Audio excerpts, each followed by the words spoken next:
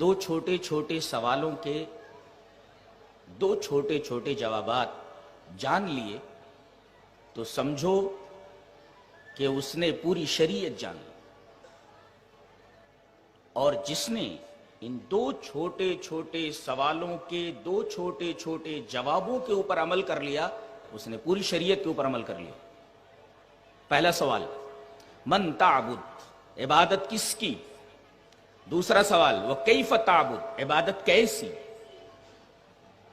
ظاہر ہے عبادت کس کی؟ جواب عبادت صرف اللہ کی. دلیل سورہ زاریات کی آیت، اللہ نے ارشاد فرمایا وما خلقت الجن والانس الا لیعبدون، میں نے جنوں اور انسان کو صرف اور صرف اپنی عبادت کے لیے پیدا کیا ہے. گویا مقصد تخلیق انسانی اللہ تبارک و تعالیٰ کی عبادت ہے. اور جتنے انبیاء کرام آئے انہوں نے اپنی اپنی امتوں کے سامنے یہی پیغام رکھا کہ عبادت اگر کی جائے تو صرف اور صرف اللہ کی. لیکن اسی پر بس نہیں کیا گیا کہ عبادت صرف اللہ کی ہو، یہ بھی ضروری قرار دیا گیا کہ عبادت اللہ کی کس طرح کی جائے. کیا انسانی عقل کو، انسانی ارادے کو، انسانی ہوا کو، انسانی خواہش کو اس معاملے میں آزاد چھوڑ دیا جائے کہ وہ جس طرح چاہے اللہ کی عبادت کرے؟ قطعاً نہیں. عبادت وہی مطلوب ہے جو اللہ کے بتائے ہوئے طریقے کے مطابق ہو. تو عبادت کس کی؟ آیت کریمہ بتا رہی ہے عبادت صرف اللہ کی. اور عبادت کیسی؟ عبادت محمد جیسی.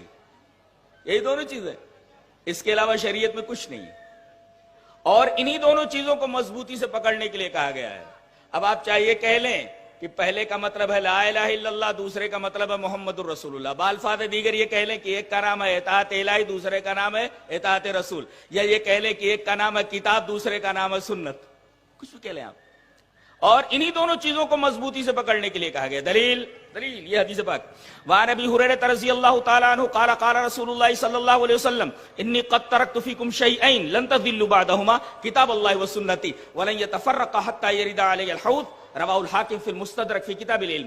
حضرت امام حاکم رحمہ اللہ مستدرک علی الصحیحین میں یہ حدیث کتاب العلم کے اندر لایا ہے. راوی حضرت ابو ہریرہ ہیں.